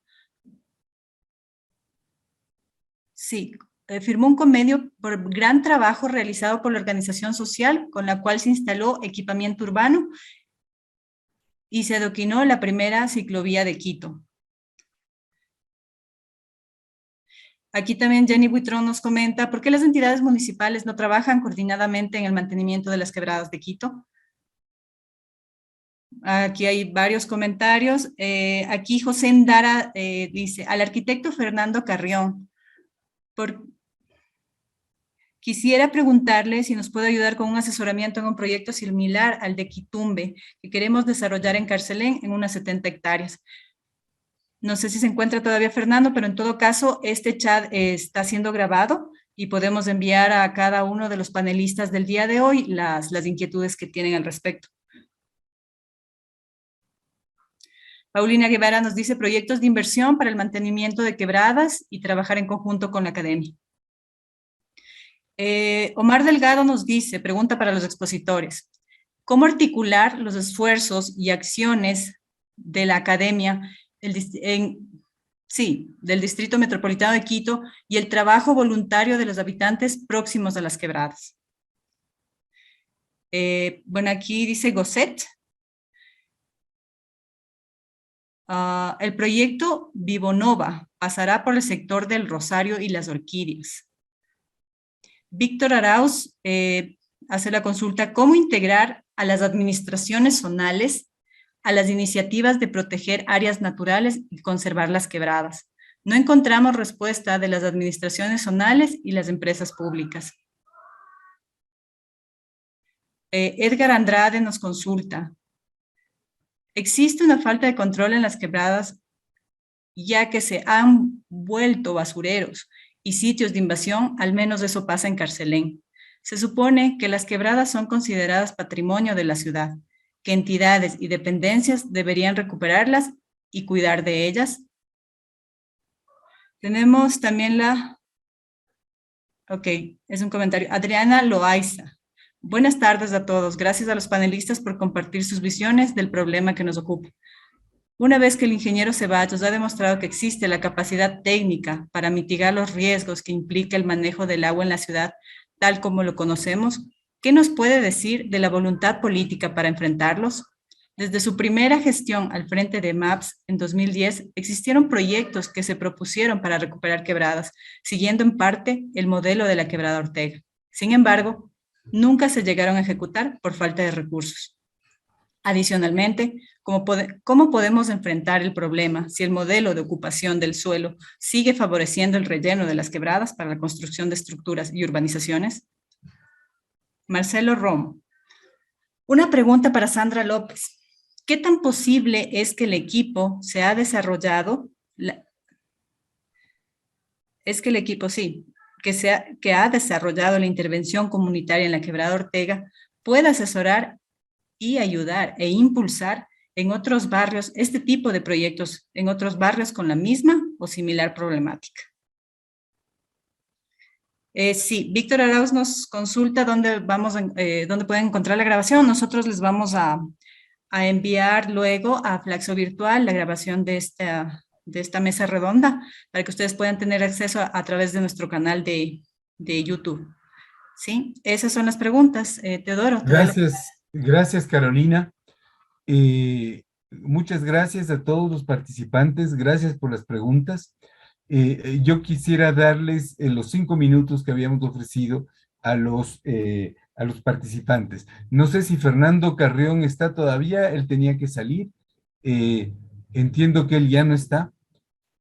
Y entonces voy a darles en el orden inverso, al cual entonces le daría 5 minutos si quiere comentar algo, Sandra. Por supuesto, muchas gracias. Sobre lo que Omar estaba planteando, cómo articular los esfuerzos, decía, de la academia, del municipio y de los habitantes. Yo creo que esta es una oportunidad que no se ha aprovechado. Definitivamente la academia está para investigar, tiene personal, tiene recursos y realmente tiene esas posibilidades de acompañar al desarrollo, incluso no solo este tema ambiental, sino de todo tipo de desarrollo en las comunidades. Nosotros, como ejemplo, cuando teníamos que acompañar a la Administración Zonal Quitumbe en el diseño de proyectos, hicimos la gestión desde mi calidad de presidenta de la parroquia Quitumbe, hice la gestión con algunas universidades y de pronto tenía en un mes 10 pasantes de arquitectura diseñando los proyectos que necesitaban las 5 parroquias de la zona Quitumbe. Entonces creo que las universidades están abiertas y dispuestas a acompañar este tipo de desarrollos, ya sea en lo local o en el distrito en este caso. Entonces ese es un ejemplo que se puede plasmar a todo nivel. Creo que las universidades están y el municipio como tal no ha aprovechado esas capacidades. Entonces es plantearse una mesa de trabajo entre la academia, entre la institución y obviamente entre las dirigentes comunitarios que sabemos qué es lo que necesitamos y también sabemos cómo lo hemos hecho o cómo queremos que se haga. Entonces no creo que es difícil. Lo único que falta es voluntad de alguna parte ya está un poco la voluntad, creo, de la institución, es lo que más falta porque se les plantea y pues dicen, claro, es una buena idea, pero no se ejecuta realmente. Yo al menos veo que no toman la atención debida a ese tipo de planteamientos. En todo caso, lo dejo sentado en esta mesa. Y después el compañero que está me dice si qué tan posible es que se pueda asesorar a otro tipo a otros barrios. Nosotros hemos hecho eso. Quitumbe, y en este caso, nuestro proyecto está abierto, no solamente a los barrios, aquí está abierto a nivel de todos, incluso delegaciones nacionales, internacionales recibimos, y obviamente también nos hemos trasladado a otros barrios que necesitan conocer lo positivo. En este caso, no significa que no hemos tenido problemas, siempre los problemas existen, es cómo los problemas los convertimos en esa oportunidad de trabajar por el bien de esa comunidad y compartir. No va a ser, no, jamás será una receta, pero la experiencia, ese referente, ese ejemplo, siempre es bueno y es positivo para otras comunidades. Estamos a la orden. Si quieren venir a Quitumbe, bienvenidos. Y si quieren ustedes que vayamos también a su barrio y podemos trasladar incluso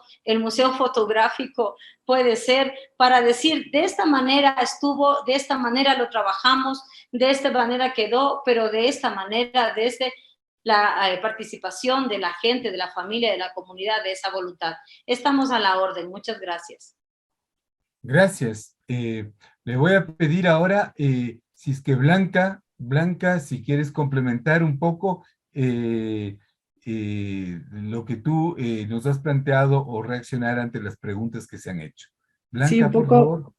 no sé si se me escucha. Sí. Sí, bueno, un poco, creo que lo que presentó Sandra es un ejemplo que debería ser multiplicado a lo largo de todo el Cantón Quito.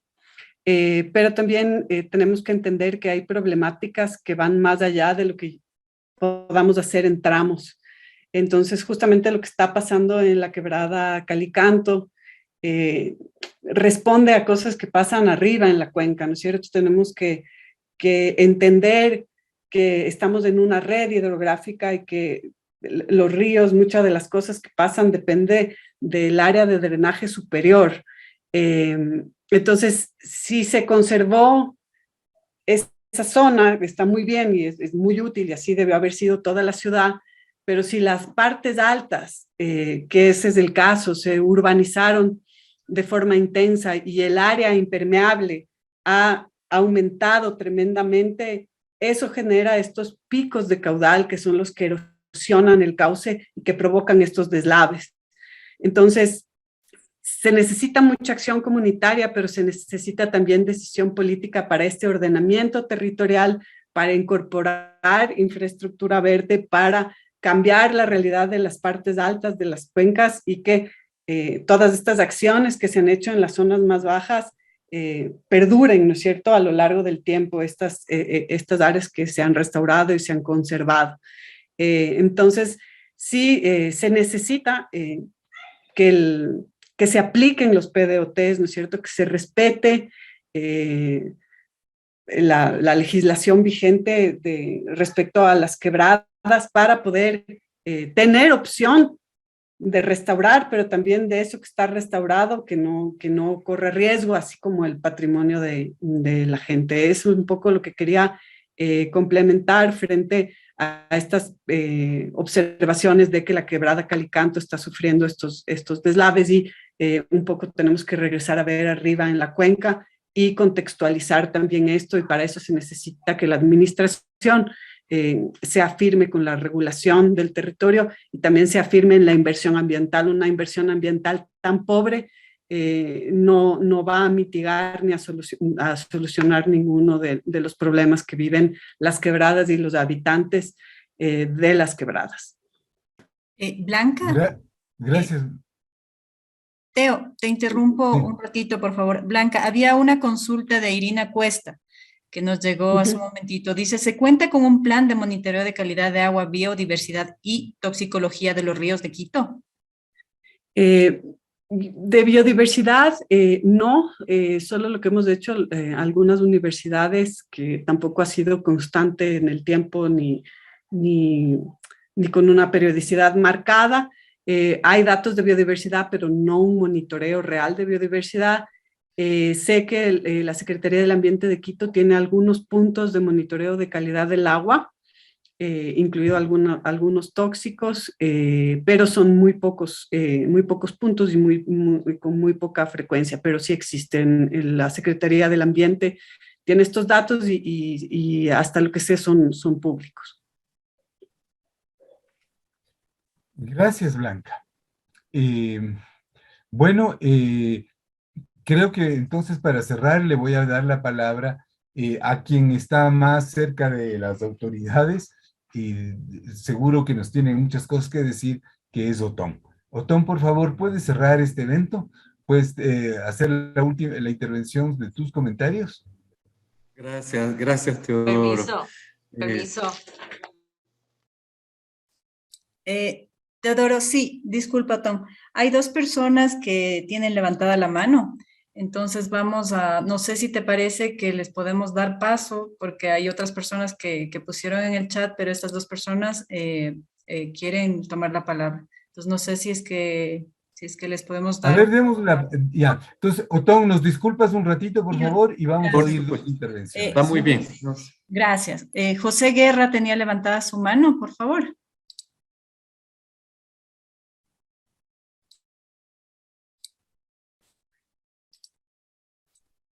José Guerra. Sí. No se le escucha, don Pepe. Ya está, ya puede poner su audio, por favor. No, Carmen Cosme también quería, vamos a ver si es que se puede solucionar el audio de José Guerra. Por favor, Sí, Carmen. buenas tardes. Hola, ¿cómo están? Buenas tardes. Primero que nada, soy de Puerto Rico. Los quiero felicitar porque el proyecto está espectacular. En Puerto Rico hubo mucho problema con las quebradas cuando el huracán María se convirtieron en ríos. Estamos buscando alternativas. Nosotros hacemos planes de resiliencia aquí en Puerto Rico, alternativas como esta para poder ayudar a las comunidades a desarrollarse y a utilizar esos cuerpos de agua de una manera que se puedan, ¿verdad? Utilizar de una manera que sea beneficiosa para las comunidades. Solamente gracias por la oportunidad de estar con ustedes. Y tremendo, me encantó la actividad y es la primera vez que estoy con este grupo escuchando todo lo que han trabajado y les felicito. Eso era todo. Gracias, Carmen. Muchas gracias. Y felicitaciones a los artistas, a quienes han hecho este trabajo al cual Carmen se refiere. Y quisiera ver si es que José logró arreglar el asunto de su micrófono para que él intervenga. Ya. José, ya. Sí, buenas tardes. Mil disculpas, se me fue la señal. Quisiera agradecer y felicitar realmente la exposición de las tres personas, muy valiosa. Nosotros tenemos 70 hectáreas acá en Carcelén, con unas tres hermosas quebradas, que es la Santo Domingo, la Cantagallo y que desemboca en Carretas. Quisiéramos aprovechar pues el asesoramiento de estas tres personas, Fernando Carrión, Sandra López y la otra compañera, no recuerdo el nombre. Ríos. Sí, que nos ayuden asesorando porque tenemos unas 70 hectáreas que queremos convertir similar a lo que han hecho de manera muy responsable, muy creativa en Quitumbe. Tenemos acá en Carcelén, abajo el Colegio Americano, que colinda con el Calderón, Carapungo, y es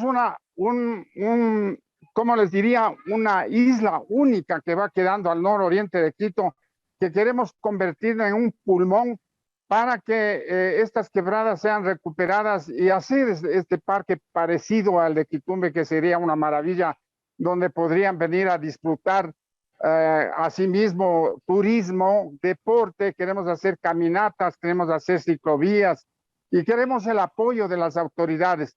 Esto hay un cinturón de la Troncal y también de unas 20 hectáreas que es de propiedad de Casa para Todos. Queremos que el municipio nos ceda estos terrenos para este proyecto. Ya hemos presentado al municipio y queremos que las autoridades nos apoyen y con el asesoramiento de estas tres personas convertir este sector hermoso del nororiente de Quito acá en Carcelén para que vengan a disfrutar de la naturaleza y vengan a conocer estas tres quebradas hermosas que estamos tratando de recuperar, que han sido convertidas en botadero de basura, en invasiones, y estamos luchando contra eso, unidos todos los barrios de la parroquia de Carcelén para convertir esto en un pulmón del norte de Quito. Les agradezco muchísimo la oportunidad de darme la palabra y felicitarles por este hermoso conversatorio que han organizado en defensa de la naturaleza y de la vida misma. Un abrazo para todos ustedes.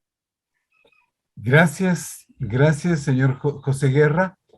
Y entonces voy a proceder a dar la palabra a Otón como último comentarista de este evento. Otón, por favor. Sí, gracias, Teodoro. Bueno, agradecerte por realmente la calidad de este evento. He escuchado con mucha atención, he aprendido mucho con las presentaciones pues, de Fernando, de Blanca, de Sandra. Creo que, bueno, para referir a la temática que nos convocaba, pues, y yo en mi presentación le había puesto manejo de laderas y quebradas de Quito, un reto enorme, porque realmente, pues, como hemos visto, esta compleja problemática de ocupación de laderas, de viviendas en borde, erosión, contaminación, relleno de quebrada, etcétera, demanda pues un esfuerzo muy grande de toda la institucionalidad, pero por supuesto también y fundamentalmente creo que hemos visto con el ejemplo de Sandra, que tenía el gusto yo de conocer el proyecto de solidaridad en Quitumbe, en la Quebrada Ortega, creo que nos demuestra que sin el concurso de la comunidad, la academia, como también se ha mencionado, pues creo que no se puede hacer algo una lección aprendida luego de estas intervenciones que ha hecho en MAPS, de tratar de recuperar algunas quebradas o de gestionar parcialmente el riesgo en las laderas del Pichincha, sin que sea realmente su competencia integral, me refiero. Entonces nos lleva a que justamente hay muchos aprendizajes. Me refiero también, claro, concordando con Fernando, que señalaba pues que las estructuras del proyecto Laderas del Pichincha han funcionado, pero claro, y yo en eso pues sí discrepo que cuando se presenta un evento de magnitud extraordinaria, igual que un sismo de una magnitud extraordinaria, sí se puede mitigar el riesgo, pero nunca eliminarlo por completo. Entonces, un poco creo que son lecciones importantes para ir mejorando, claro, una vez que ha ocurrido esta tragedia, desgraciadamente, pues nos toca replantearnos, reestudiar estas estructuras, para poder dar mayores factores de seguridad a las estructuras, otro tipo de tecnologías que se han desarrollado en las últimas décadas para poder mitigar el riesgo, ¿no? Obviamente, yo en eso sí insisto que la EMAPS como empresa únicamente tiene relación con la amenaza, es decir, con la ocurrencia del fenómeno natural, en este caso la lluvia o el aluvión que se generó. Sin embargo, no hacemos toda la gestión integral del ciclo del riesgo, para eso hay otras instancias municipales, ¿cierto? Yo concuerdo efectivamente que se podía haber mitigado, por ejemplo, si se evitaba reconstruir viviendas en el trayecto del aluvión, posiblemente sí, o si se disponía de un sistema de alerta temprana, aunque no es fácil, pero un sistema de alerta absolutamente calibrado, instrumentalizado, con la población capacitada, con los sistemas de alerta, de disparo de alertas inmediato, en fin, para poder salvar vidas, lo más importante. En fin, creo que ahí nos deja muchas lecciones esta tragedia, ¿no? Jenny Buitrón señalaba pues que la necesidad de trabajar en conjunto creo que es fundamental, ya me he referido, ese trabajo para potenciarlo. En realidad, Adriana Loaiza, señalaba si es que existe la voluntad política para enfrentar esta gestión de riesgo, para esta recuperación de quebradas. Sí se hicieron algunos esfuerzos con fondos de estos del proyecto del programa de saneamiento ambiental. Se recuperaron algunas quebradas en el centro histórico de la ciudad, en la quebrada Jerusalén, la quebrada Cebollar, el Tejar, en el sur también la Río Grande, en la parte alta de la quebrada Ortega, en fin, algunas otras. Pero sí, yo reconozco que al no ser, claro, una competencia de MAPS, no se lograron todo el potencial, el objetivo que pudieron haber tenido estas intervenciones, sí habría habido una mayor participación de la comunidad. El municipio, pues, creo que una de las problemáticas que estamos viviendo como ciudad, como empresa. Creo que para nadie es un secreto todo lo que acabamos de vivir, pues estos últimos años, 2 años y medio, por efecto de la pandemia y también por los temas políticos que ocurrieron. Creo que es una tarea enorme para la ciudad de Quito ir recuperando la capacidad, la institucionalidad de sus empresas, del municipio, ir haciéndolos cada vez más eficientes, trabajando de mejor manera con la comunidad. Efectivamente, aunque los recursos, la demanda de recursos son enormes, yo planteé el tema de la descontaminación, el orden de magnitud, igualmente para intervenciones en quebradas, para estabilizar los lechos de las quebradas se requieren también ingentes recursos, pero sin embargo creo que estos ejemplos que se han planteado acá nos muestran que con menos recursos, pero con más voluntad, más participación, podemos tener grandes, mejores logros, ¿no?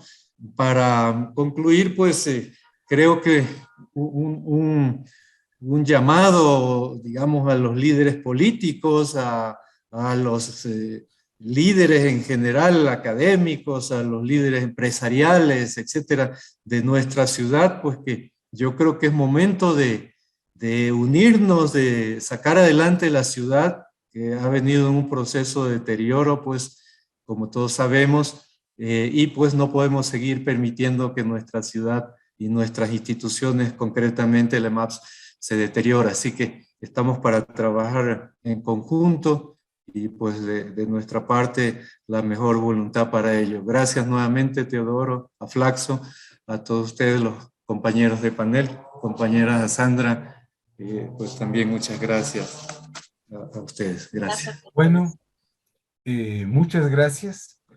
Yo quiero agradecerles a nombre del programa de estudios socioambientales a nuestros invitados y también de manera especial a las 90 personas que participaron en este evento. Esto es una muestra de cómo los problemas ambientales, socioambientales de la sociedad y el ambiente son de múltiples dimensiones y nosotros en este programa trabajamos sobre esto. Este es un caso, hay muchos otros y ya estaremos invitando nuevamente a otras actividades, a otros eventos que esperamos contar con expositores de tanta buena voluntad y calidad como los que hemos contado hoy. Les agradezco a todos y entonces procedemos a dar por terminado este evento, agradeciendo a todos los que han participado. Muchas gracias. Gracias. Gracias. Gracias a todos. Hasta luego. Buen día.